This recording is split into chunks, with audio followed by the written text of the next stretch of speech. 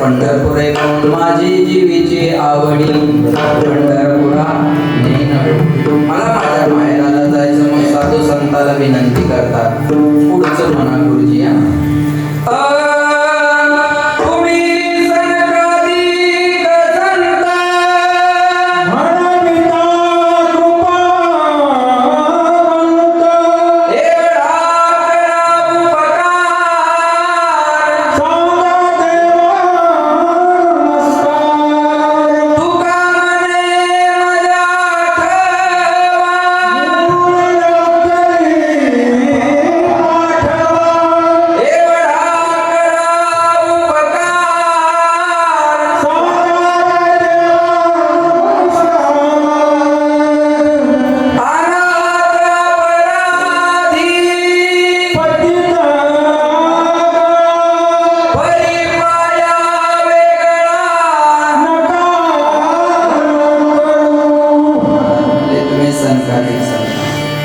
देवाला माझा नमस्कार सांगा. काय सांगा देवाला? तुका म्हणे मज आठवा आणि मूळ लवकरी कुणाला तरी मला घ्यायला पाठवा. मी अनाथ आहे, अनाथ अपराधी पतित आगळा, पण तुमचा आहे तरी पाया वेगळा नका. तेव्हा मी अनाथ आहे पण तुमच्या पायाजवळ आहे ना. असो नसो भाव आलो तुझे आठाया, कृपा दृष्टी पाहे मजगड तुझे दास्य करू आणि का मागो खावया. एक झाली तिने माझे पंढरी राया, मला सासूरवास करू नको कागा सासूरवासा गेलो. कागा सासूरवाशी मज गेले भगवान. मला असं सासूरवास करू नको देवा. मी अनाथ आहे अपराधी आहे पण तुझा आहे. तुझ्या पायापासून वेगळं करू नको. जगाच्या मालकाला निरोप दिला ऐका, आणि जगाचा मालक तो उभारायला घ्यायला आला. धृतराष्ट्राचा शेवट आगीत जळून झाला. भारताच्या सम्राटाचा शेवट 100 पोरांचा बाप चक्रवर्ती राजा आगीत जळून गेला. आणि 42 वर्ष त्रास सहन करणाऱ्याला जगाचा मालक घ्यायला. पाहुणे घराशी आजी आजी ऋषिकेश गरुडावर बैसोरी माझा कैवारी आला. गरुडावर बैसोरी माझा कैवारी आला. गरुडावर बैसोरी माझा कैवारी आला.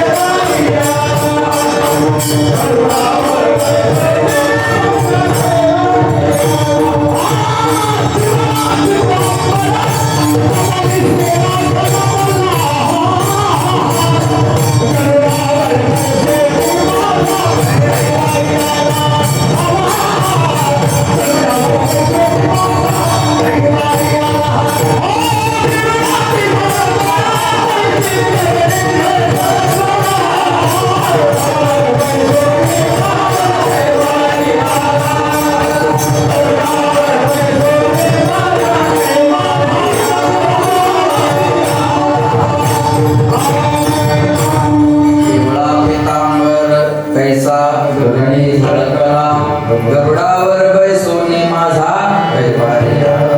भगवंत घ्यायला आले. आणि ऐका, झोपड होतं महाराजांचं, पण त्या झोपड्या जगाचा मालक घेऊन बसला. झोपडा असावं पण मनाची श्रीमंती असली पाहिजे. पुन्हा आलं मी ते उदाहरण दिलंय तेच आठवा. झोपडा असू द्या पण मनाची श्रीमंती पाहिजे. आता इथं ज्यांनी ज्यांनी देणगी दिली ना त्या सगळ्यांसाठी टाळ्या वाजवा. यावं तर दरवर्षी काही नवीनच आहे नरसापूरमध्ये. किती छान वाटतंय आता, एकदम सुंदर प्रसन्न वाटतं. एवढा केलेला प्रवास ते लायटन मंदिर पाहिजे की गेला माझा थकून गेल्यासारखं. बरोबर आहे ना? भाग गेला का आनंद झाला. देवाचं मंदिर एवढं गोड झालं याचा आनंद जास्त. एवढं सुंदर बनवलं याचा आनंद गोड झाला. बघा लक्षात ठेवा. पण फार महत्वाचं आहे. आणि हे देणारे लोक आहे ना गोरगरीब जास्त असतात. गोरगरीब लोकांनी याला जास्त मदत केलेली असते. लक्षात ठेवा, मनाची श्रीमंती. चोपडा असू द्या, घर असावे घरासारखे, नको तो नुसत्या भिंती, तिथे असावा प्रेम जिव्हाळा, नको तो नुसती नाती. झोपडा असू द्या. मी छान वाचतो. जे हौशीने बांधलं जातं त्याला हौस म्हणतात. जिथं हवा खेळती असते त्याला हवेली म्हणतात. जिथं भिंतीला सुद्धा कान असतात त्याला मग कान म्हणतात. जिथं हप्ते भरून माणूस फ्लॅट होतो त्याला फ्लॅट म्हणतात. जिथं होम हवन असतं त्याला होम म्हणतात. आणि जिथं पडल्याबरोबर झोप लागते त्याला झोपडी म्हणतात. झोपडा असू द्या पण मनाची श्रीमंती पाहिजे. म्हणून म्हणतात किती आनंदी आनंद, किती आनंदी आनंद, या झोपडीत माझ्या, या झोपडीत माझ्या. बोला भूमीवरी पडावे आकाश पाघरावे, ताऱ्याकडे पहावे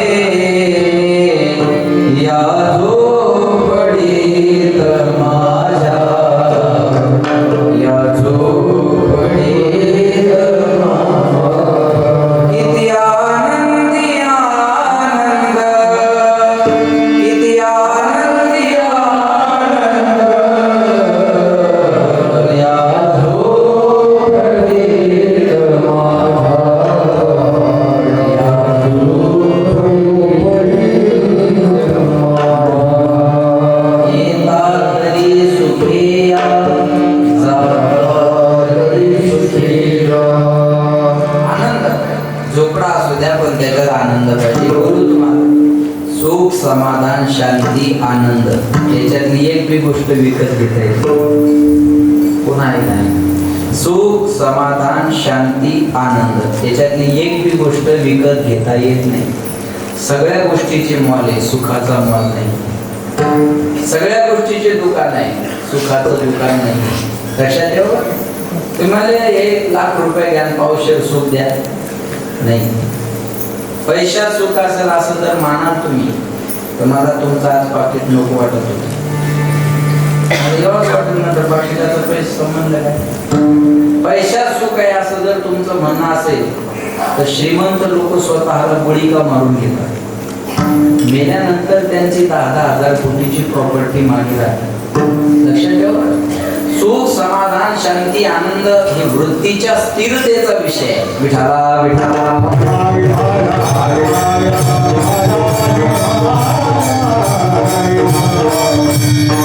ही वृत्तीची स्थिरता आहे आणि त्या वृत्तीच्या स्थिरतेनंच माणसाला आनंद मिळत असतो बरं का. लक्षात ठेवा. पण महाराज म्हणजे वृत्ती स्थिर होणं फार गरजेचे आहे. लक्ष देऊ नाही का बरं का. समाधान आनंद पाहिजे ना. आणि इथं तर आनंदाचा कंद झोपडीत आला होता. आनंदात वय नेते निरामय जे का दिले रे योगियाचे संचित आनंद रूपाय विश्वोत्पत्त्यादि हेतवे तापत्रय विनाशाय श्रीकृष्णाय वयम्. आनंदाचा कंद झोपडीत आला. भगवंत म्हणजे चला मी तुम्हाला घ्यायला. तुकाराम महाराज म्हणजे मी एकटा येणार.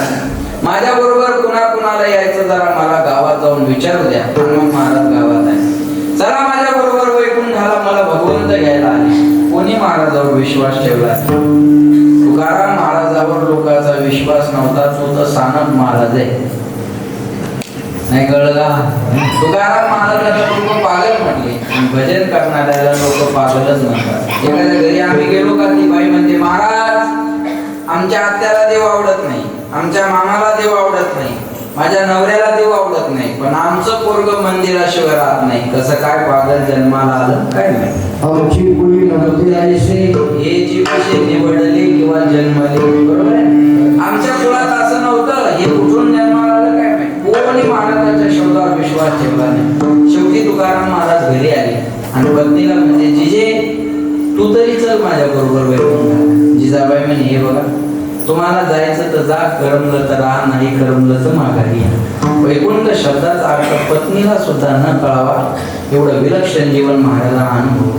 महाराज म्हणजे नका माझ्या बरोबर वैकुंठाला, पण मला वाटे लावायला तर गोपाळपुऱ्यापर्यंत झाला.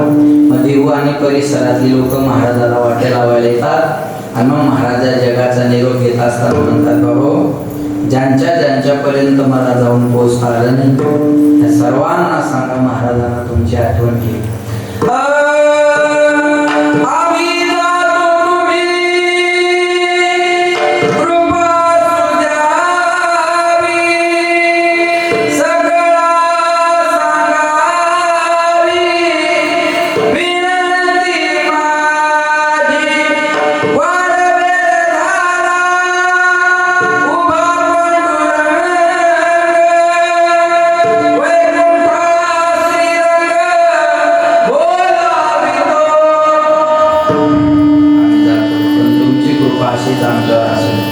आता आम्ही आमच्या गावाला जाणार आहे. हा आमचा शेवटचा रामराम तुम्हाला आहे. महाराजा जगाचा निरोप घेताना शेवटचा रामराम करतात. आम्ही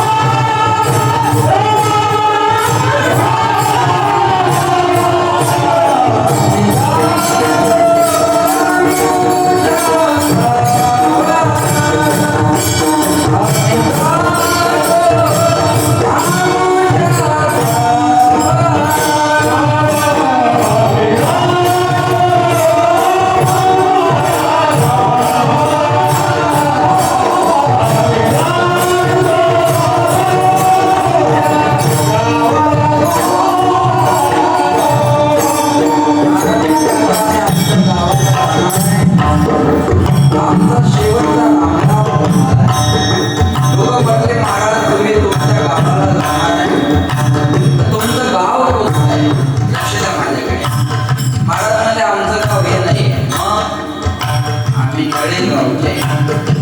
आमचं गाव हे नाही आम्ही पवण्याचे. आमचं गाव हे नाही आम्ही इचोड्याचे.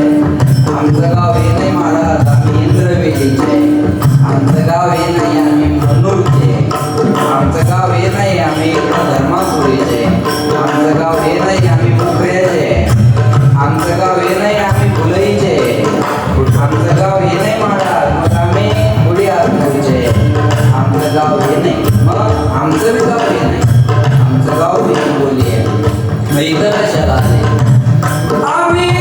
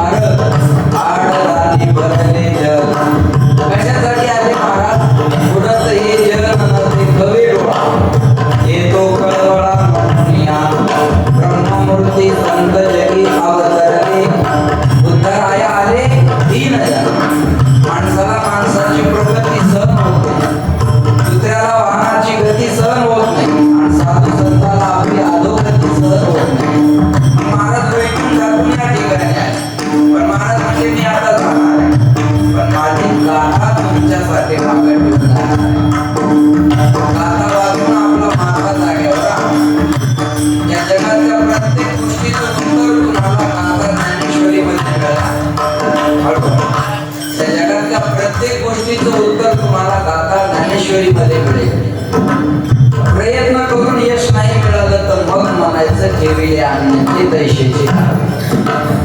मी म्हटलं दोन मामाला म्हटलं मामा मला 10 तरी वाजतील कारण बरोबर 5:30 आम्ही एअरपोर्टच्या बाहेर आलो.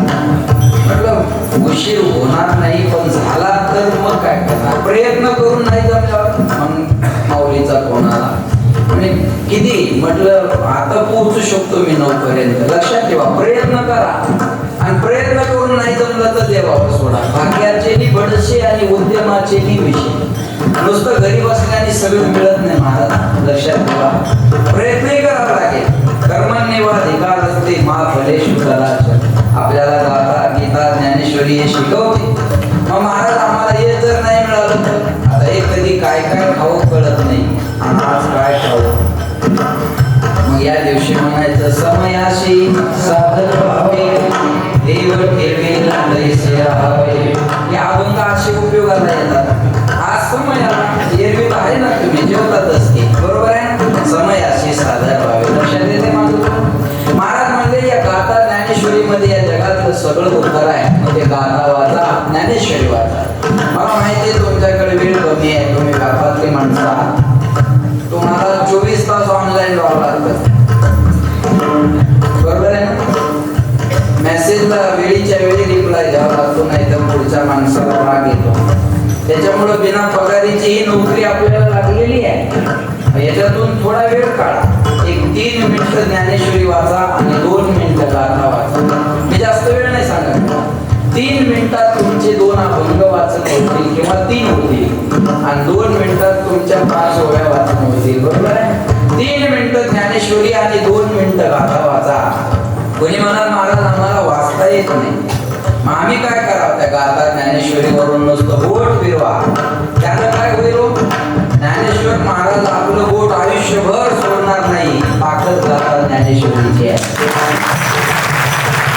मी नाही सांगत, आपल्या कुळात जन्म घेतलेल्या भगवान बाबांना सुद्धा हेच सांगितलं. बैसोनी पाण्यावरी वासवी ज्ञानेश्वरी नारायणाचे केवरी हरी कीर्ती चरचरी आरती भगवान.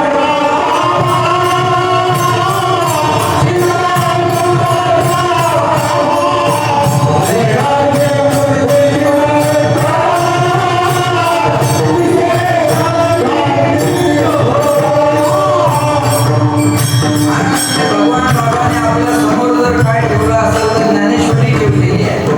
आणि भगवान बाबाच्या गळ्यात जर काय असेल तर असं समाधी आहे. हे आमच्या बी गळ्यात आहे बऱ्याच महाराजांच्या. ज्ञानेश्वरी एक समाधी आहे माऊलींची, ती भगवान बाबांच्या गळ्यात होती. मग बाबांच्या गळ्यात समाधी का? लक्ष द्या माझ्याकडे. बाबाला सोनं आवडत होतं म्हणून का? नाही नाही नाही. अरे ज्यांनी समाजाचं सोनं केलं त्यांना सोन्याची आवड काय राहणार. भगवान बाबा नखशिखांत सोनं होतं, त्यांना सोन्याची थोडी आवड होती, लक्षात ठेवा. पण भगवान बाबांना ज्ञानेश्वरी वाचली, आपणही ती ज्ञानेश्वरी वाचा. एक बोलू तुम्हाला त्या गाथा ज्ञानेश्वरीची ताकद काय सांगू तुम्हाला. माझ्याकडे लक्ष द्या. त्या गाथा ज्ञानेश्वरीच्या पोटाला धरून लोकांनी आम्हाला दुबई पर्यंत कीर्तनाला नेलं. ही ताकद त्या गाथा. आज म्हटलं तिथं गाड्या हजर आहेत महाराज, फोन करायला. कोणी म्हणतो माऊली माऊली म्हटली अहो मी येतो. म्हटलं कशाला त्रास. म्हणजे आम्हाला सेवेची संधी कोण येत आल्यावर भाऊ म्हटले अहो तुम्ही मलाच का म्हटले नाही. माऊली म्हटली आम्ही चालू असतो. कोण आहे महाराज 400-500 किलोमीटर प्रवास करायला तयार आहे. माऊलींची कृपा आहे, लक्षात ठेवा. मी मागे 2-4 देशात एका माझ्या शिष्याने मला घेऊन गेलं.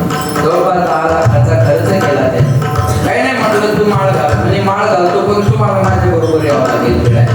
2 इटली आणि स्पेनला जाऊन काय द्यायला पाहिजे माऊलीने म्हणून म्हणतात ते गाथा वाचा ज्ञानेश्वरी वाचा. वाचील जो कोणी तरी त्याशी गाथा ज्ञानेश्वरी वाचल्यावर काय होईल. ज्ञान होय एवढा आधी मूर्ख द्या. ज्ञानेश्वरी वाचते ना मूर्खातला मूर्ख सुद्धा उभा राहून कीर्तन करू शकतो. नंतर लक्षात ठेवा, नंतर हे फार महत्वाचं आहे. म्हणून महाराज म्हणले माझी गाथा मागं ठेवलेली आहे. आजवरी होतो तुमचे गावी कृपा असू द्यावी. आता जाणार आहे, आता येणार. लाख आते लाख जाते, लाख आने से कमी पुरी नाही होती. काय या महाराष्ट्राला शाख असेल काय माहिती. मी जरी तेलंगणात असले तर तुमचं अंतकरण महाराष्ट्रातच आहे, मला याची जाणीव आहे. काय शाख असावा या महाराष्ट्राला. पहिले विलासराव, नंतर गोपीनाथराव, नंतर बाळासाहेब, नंतर आजच घटना घडली.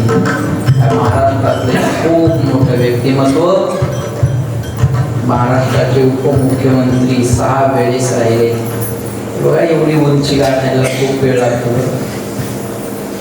माणसाला ते राजकारणात येतं, त्यांचा कीर्तनात काय संबंध नाही. ते बोल राजकारणात असून सुद्धा खरं बोलणारा नेता म्हणजे अजित पवार होते.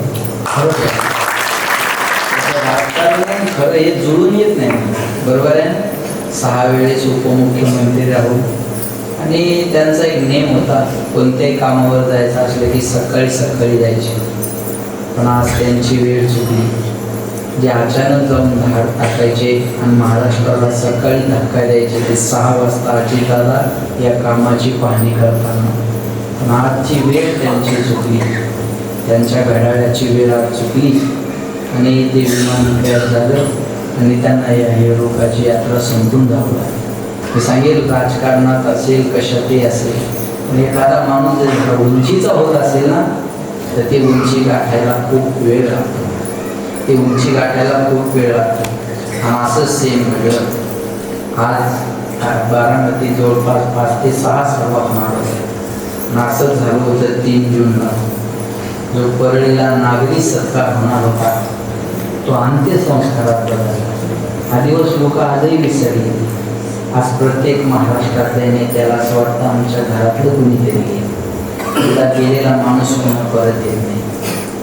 तुमचे काही अहंकार, अहंपणा, संपत्ती, काय माझी विद्वत्ता, काय माझं पाठांतरण, काय माझी कला, काय माझं कीर्तन, त्याच्या बाहेर येऊन जगणं शिका. त्याच्या बाहेरचं जगणंच आठवणीत राहणार.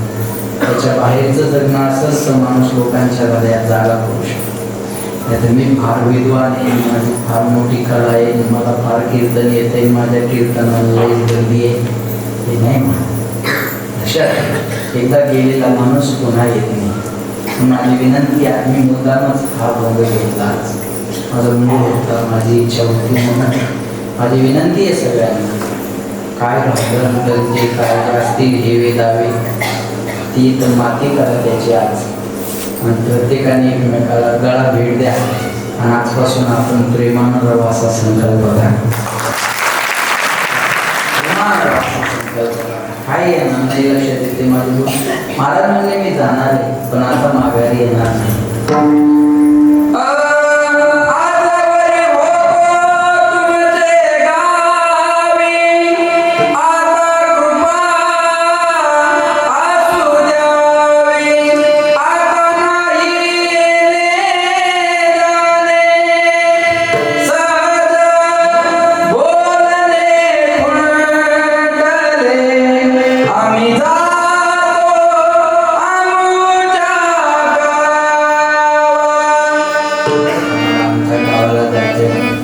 आमचा शेवटचा रामराम तुम्हाला आहे आणि मृत्यूच्या डोक्यावर पाय देतात तू उभा आहे. मग जगाला सांगतात बाबा भारताच्या सम्राटाला आगीत जळून जावं लागेल आणि 42 वर्ष जगाचा त्रास सहन केला पण शेवटच्या दिवशी जगाचा मालक मला घ्यायला आला.